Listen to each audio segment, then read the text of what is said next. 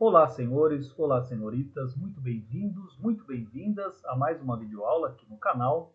Dessa vez, uma aula de filosofia, iniciando os nossos estudos sobre a educação. Pessoal, esse tema, educação, ele vai ser desenvolvido em duas aulas, certo? Duas aulas. Nessa primeira aula, nós falaremos sobre o próprio conceito mesmo de educação e vamos levantar a seguinte questão: será que existe uma educação ou será que são educações, né? Diversos tipos, diversos modos de se educar. Eu trago para vocês duas frases para que nós possamos comentar, lógico, relacionadas ao ato de educar. E na segunda aula, essa segunda aula mais importante, ela visa olhar para a educação que se fez no início do século XX, que culminou com a Primeira, Segunda Guerra Mundial e particularmente com Auschwitz, certo? Então, o nosso estudo aqui, a nossa conversa aqui sobre a educação, ela mira, né? Ela mira algo que não está propriamente nessa aula, mas ela é necessária essa aula para que nós tenhamos alguma base e para que pensemos a educação realizada, então, no início do século XX, que culmina lá com os campos de concentração nazistas. Certo, gente? Bom, então, deixando de lado, claro, essa parte do nazismo, deixando essa segunda aula totalmente de fora dessa primeira aula, a primeira exigência que nós temos é uma definição para a palavra educação, certo? É de educação que vamos falar, é preciso saber o que significa, lógico, né? Educação. Então, quando nós olhamos para a etimologia da palavra, educação vem de uma palavra latina, educere. Educere. Educere significa criar para fora, conduzir para fora, cultivar. Né? Então, veja, vamos nos focar apenas aqui nessa definição da palavra educere. Né? Educere. Criar para fora. Criar o quê? Né? Criar algo para fora. Conduzir, levar para fora. Cultivar. Cultivar o quê? Né? Cultivar o quê? Vamos começar pela última palavrinha, cultivar. O que é cultivar um pé de alface?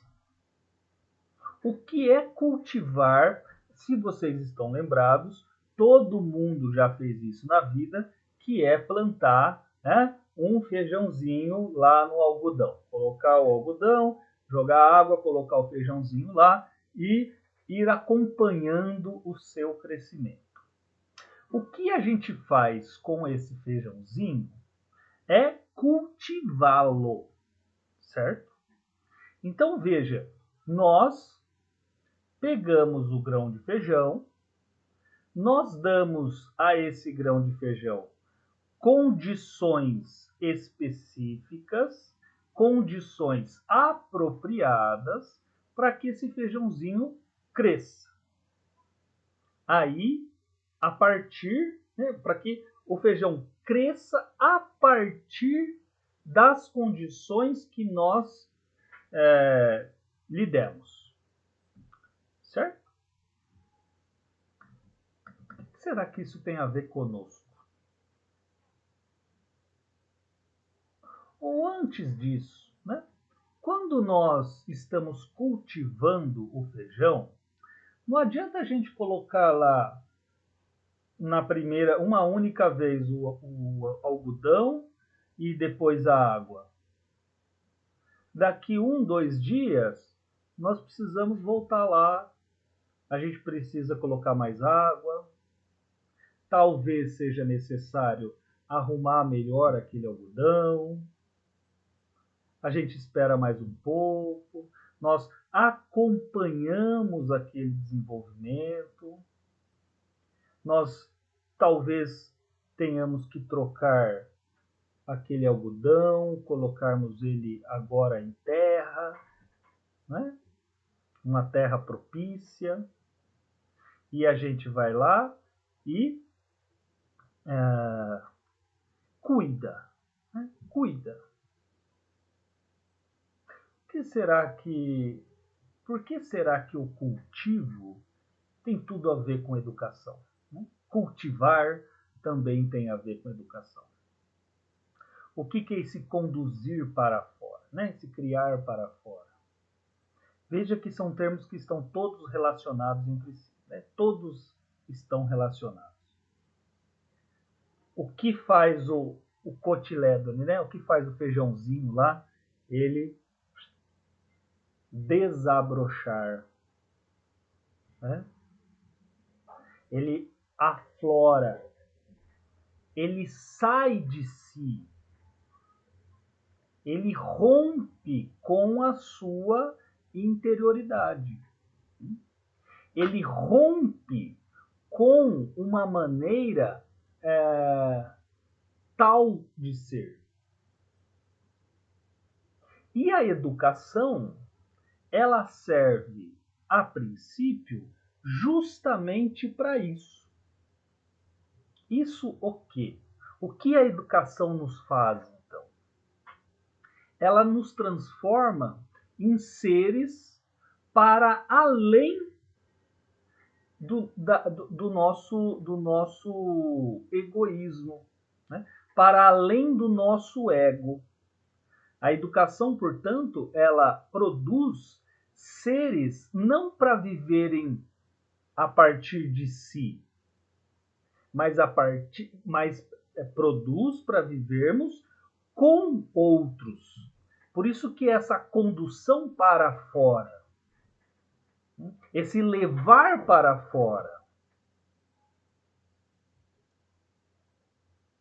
é fazer com que nós tenhamos a consciência, né? É trazer a cada um de nós a consciência de que não vivemos interiorizados.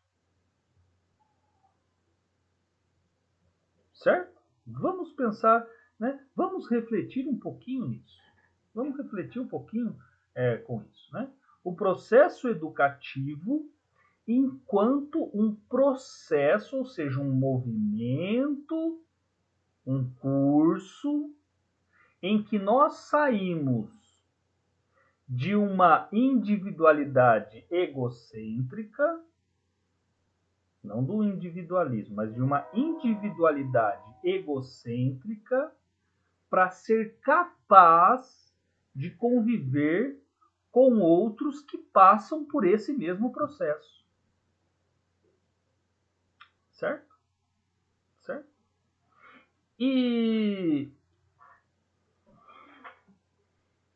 a partir então dessa definição, né? A partir dessa definição de educação, é possível pensar, mas espera aí, como é que, quais seriam os traços, por exemplo, quais seriam as características de um sujeito que não é cultivado ou que não é educado? Popularmente, quem que é o cara sem educação? É um sujeito que ele ou não entende ou ele não respeita um conjunto de regras que é valorizado e que é respeitado pela maioria. certo?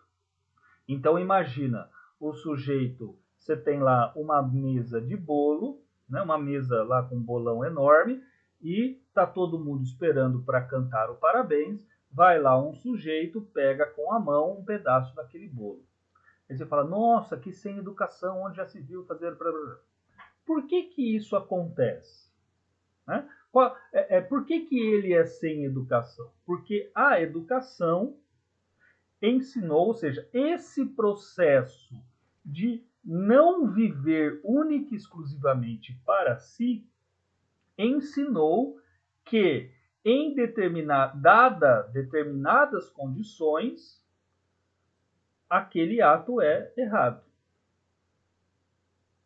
Ou seja, a educação, ela sempre irá tratar, né? A educação, desculpa, ela sempre vai focar na coletividade, ou no conjunto, ou em conjuntos específicos dentro de uma sociedade, né? Conjuntos de pessoas dentro de uma sociedade.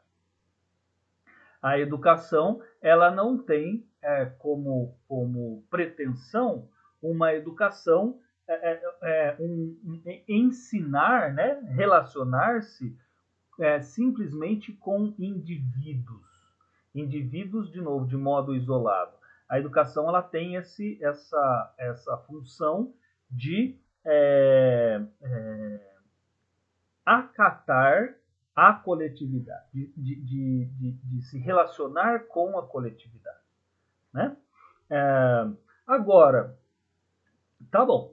Será que nós podemos pensar que a educação,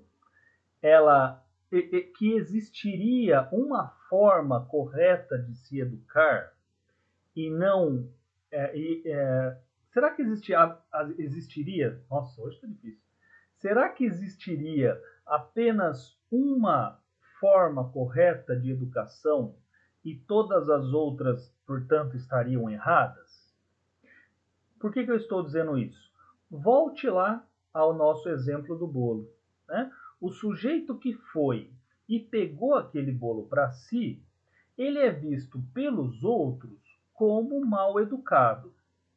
Agora, será que não poderia ser o contrário?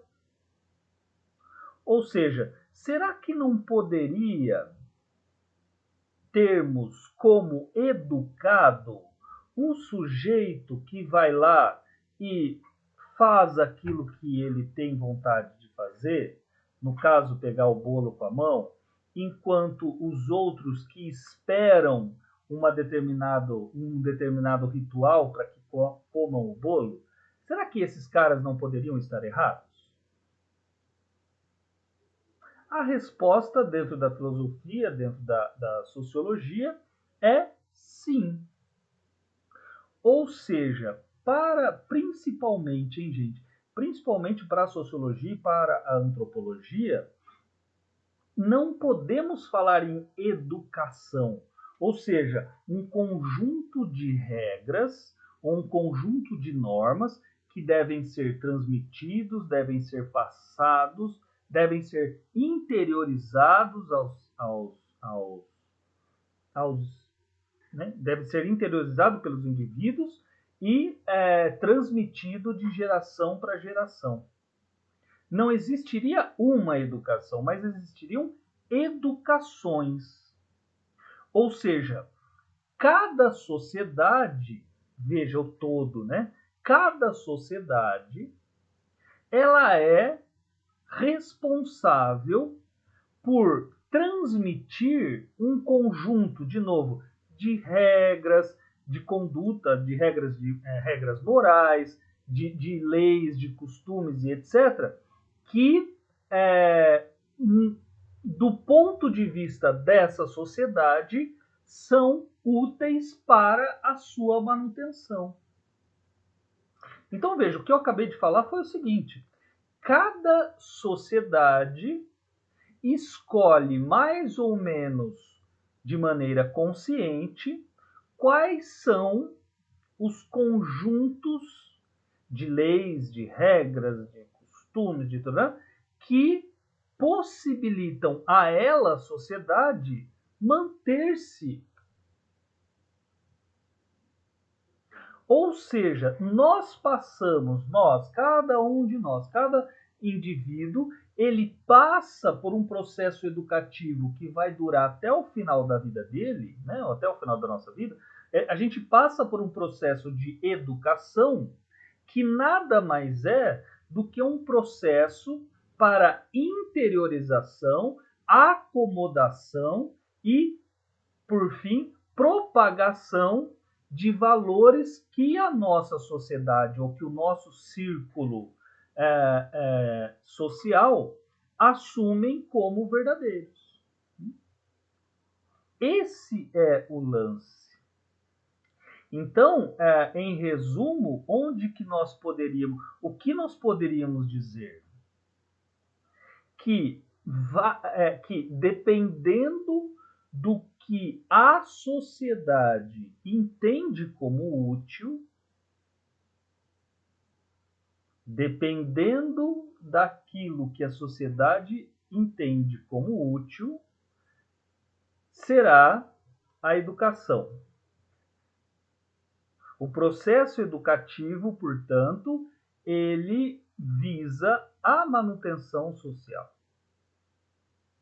Aí você fala, mas não tem educações aí que, né, não tem certos estudos ou certas correntes, principalmente da filosofia, que vão lá e vão contra essa educação? Exatamente. Elas vão contra essa educação para estabelecerem uma outra educação que, consequentemente, irá educar a todos. Ou seja, não tem como nós fugirmos. Eu volto de novo ao mesmo ponto. A educação, enquanto processo simplesmente que toca os indivíduos na sua individualidade, não, né? A educação tem sim sempre pretensões universais, sempre pretensões gerais. Sempre pretensões gerais. Então, para ilustrar aqui para vocês essa ideia de educações, ou para ilustrar para vocês como que a sociedade... E, moçada, só um parênteses, não vamos entrar na discussão aqui do Estado, daqueles que têm poder, vamos pensar assim, a sociedade, ou seja, um todo, né? Um poder acima dos próprios indivíduos que determina aquilo que ele entende como útil para a sua manutenção, certo? Então, para ilustrar para vocês, eu trago duas frases, uma de um grego, outra de um romano, que foram extraídas lá da coleção Os Primeiros Passos, o que é educação. Eu trago aqui para vocês para a gente ver, né, com mais clareza, né, a partir de imagens, aquilo que nós conversamos até agora. Olha o que diz o Solon, que é um dos fundadores aí da democracia ateniense. As crianças devem, antes de tudo, aprender a nadar e a ler. Em seguida, os pobres devem exercitar-se na agricultura ou em uma arte qualquer. Arte, gente, no caso aqui seria um ofício, um ofício qualquer. Ao passo que os ricos devem se preocupar com a música e a equitação. Manja, né? Aprender a andar de cavalo. Entregar-se à filosofia, à caça e à frequência aos ginásios. Moçada, para pensar um pouquinho. Esse o que Solon está fazendo é dividindo pelo menos 3 categorias de pessoas, certo? Existem crianças, existem pobres, existem ricos. A cada uma dessas categorias, um tipo específico de educação. De novo, as crianças aprendem a nadar e ler, os pobres exercitar-se na agricultura ou em uma arte qualquer, ou seja, aos pobres fica a parte prática, certo? A parte de colocar a mão na massa, de produção material. Os pobres farão isso. Pá. A eles deve ser ensinado isso. Então ele vai ser marceneiro, ele vai ser ourives, ele vai ser oleiro, ele vai ser pescador, ele vai ser agricultor, qualquer coisa desse tipo, certo? Enquanto os ricos devem se ocupar, né, devem gastar o seu tempo, gastar a sua vida aprendendo música e equitação, entregar-se à filosofia, à caça e à frequência aos ginásios. Então, enquanto aos pobres corresponde uma educação prática de produção mesmo material para a manutenção da existência da sociedade, a existência da sociedade, os ricos eles se destinarão a questão espiritual, mormente, né? A questão espiritual e a questão do lazer.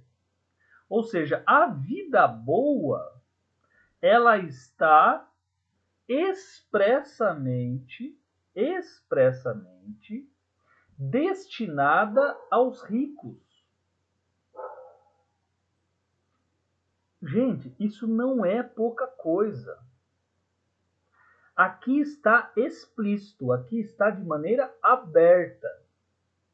Pobres, produção material para a sustentação da sociedade, certo? Então eles produzem todas as coisas e para manter as pessoas vivas, a sociedade viva, etc, etc.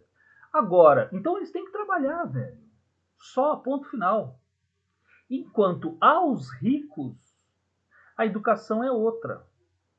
É uma educação voltada para a parte espiritual, acabei de falar, né? Música, a ginástica também tem a ver. Lembrando que música não é só música, né? Música são as artes influenciadas pelas musas. Então, aí sim cai a música, a retórica, a poesia. Então, são essas artes espirituais, a própria filosofia, né?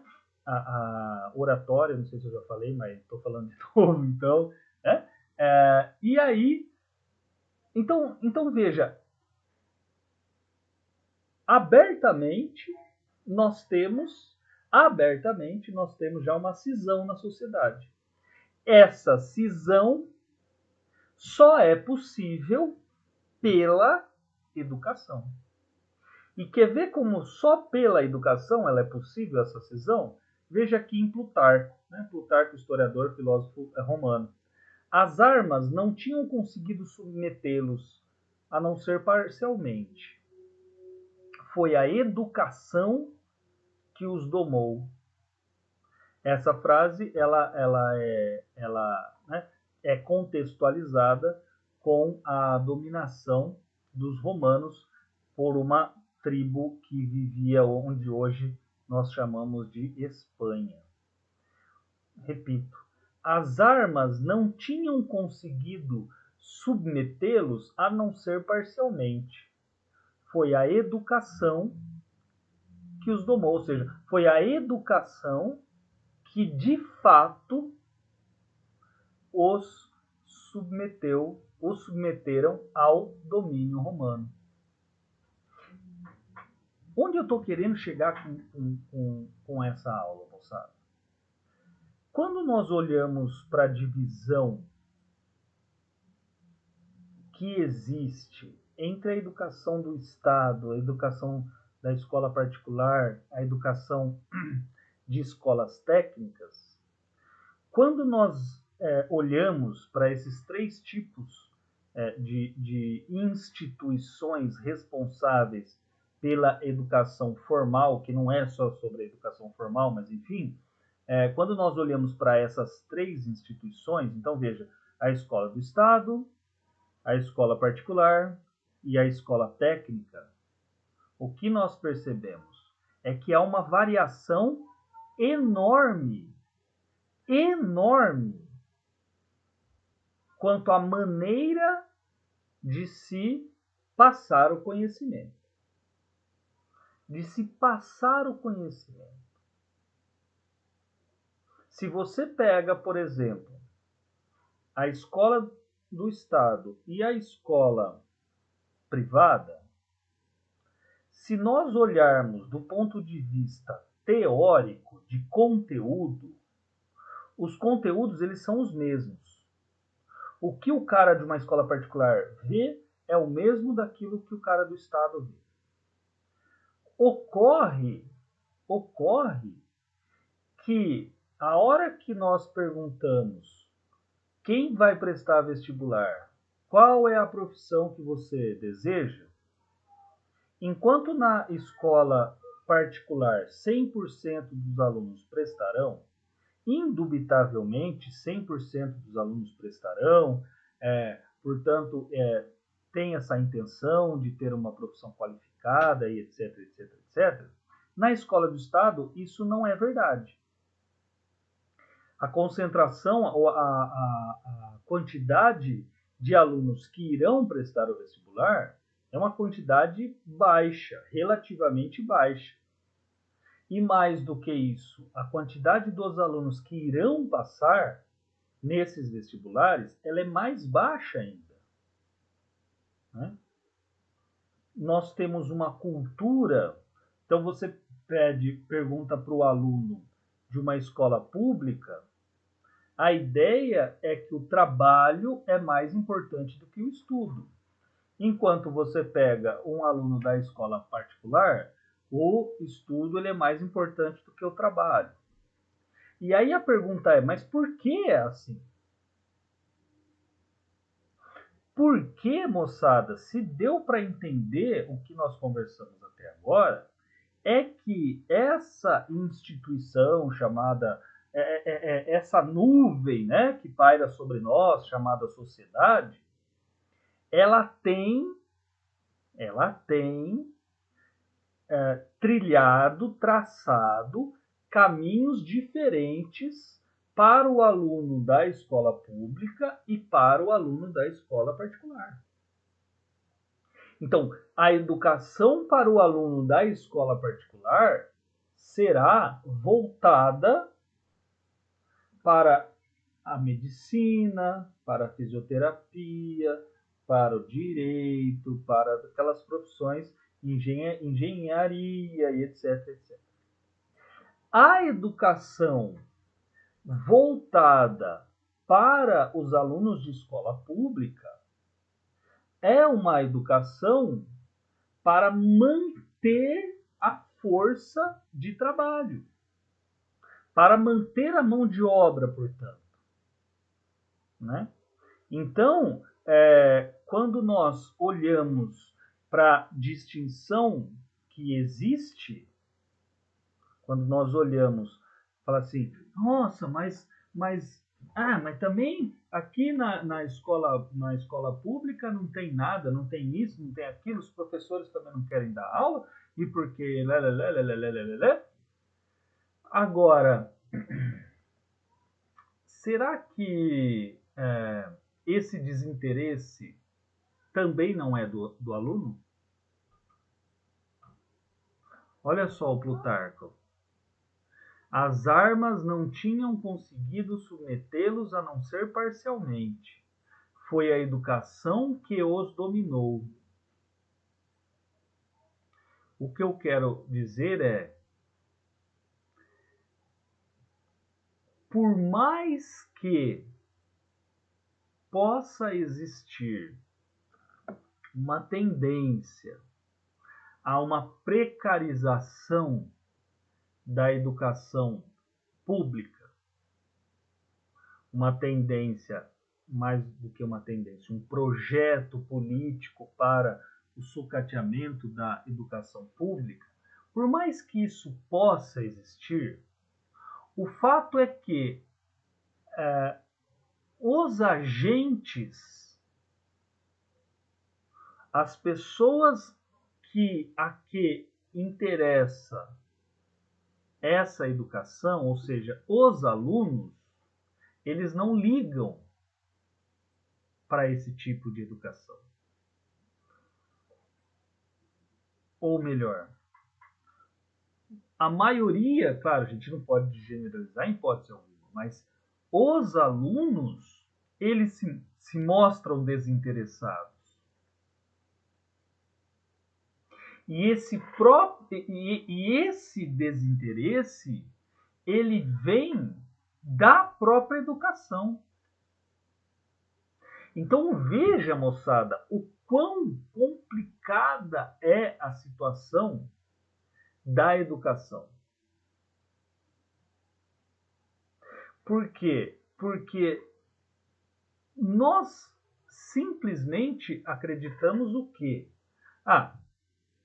A escola do Estado é ruim, né? Tem condições ruins, tem professores que são desinteressados portanto, é por isso que o ensino é ruim. Né? É por isso que o ensino é ruim. Lá na escola pública, na escola particular, não. Tudo funciona, é tudo bonito, os professores ganham bem e têm vontade de dar aula. E na pública é exatamente o oposto. Espera aí. A gente se esquece, né, de que, de novo, os agentes que mais devem ser tocados por essa educação, que são os alunos, esses agentes, eles não demonstram indignação. Quando os professores entram em greve, os alunos amam, porque não vai ter aula. E a questão é, né? Será que esse desinteresse ele não é criado pela educação? A resposta para essa aula para essa pergunta e dentro dessa aula é sim. Ou seja, a educação pela qual a classe pobre passa tem, dentre diversas características, a aceitação de que o trabalho, de que colocar a mão na massa, produzir, é mais importante do que estudar. Talvez você, aluno do Estado, tenha condições de viver, tenha condições, né, a sua família tenha condições de viver sem com que você trabalhe. Desde que você aperte um pouquinho ali lá, você não precisa trabalhar, você poderia ir para o período integral. Mas você não faz. Você trabalha de manhã e à tarde e estuda à noite. Por quê? Porque o trabalho é melhor. Essa ideia de que o trabalho é menor é um tipo particular de educação. Não é uma educação que visa a liberdade frente ao estabelecido, mas é uma educação que visa a manutenção do status quo, né? A manutenção do estabelecido. Então, moçada, para essa aula, né, para essa nossa aula, eu espero que tenha ficado claro pelo menos uma coisa, né? Pelo menos uma coisa, que a princípio não podemos falar que existe uma pessoa mais ou menos educada. Afinal de contas, essa educação, ela, né, essa ideia de um ser educado, vai variar de cultura para cultura. E principalmente, a ideia principal que eu gostaria que vocês guardassem aqui do que nós falamos.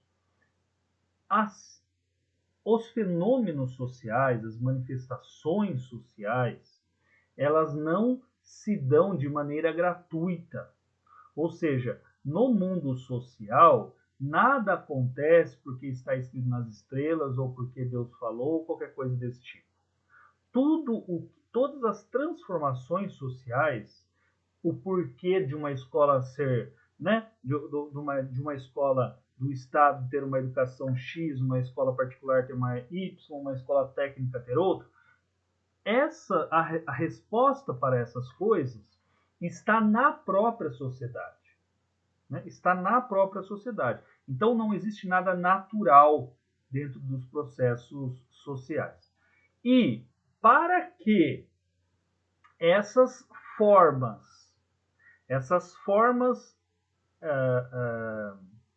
de dominação, essas formas de dominação existentes continuem, ou seja, para que essas formas de viver, né, esses modos de vida, eles continuem, eles perpetuem ao longo do tempo, é necessária a educação.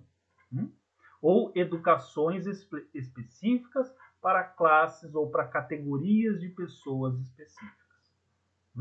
Então, o porquê da educação ser assim é justificado pela sociedade que se deseja, pela maneira com que se deseja viver, pela maneira com que se deseja organizar as relações de poder e consequentemente, a hierarquização da sociedade entre aqueles que mandam e aqueles que obedecem.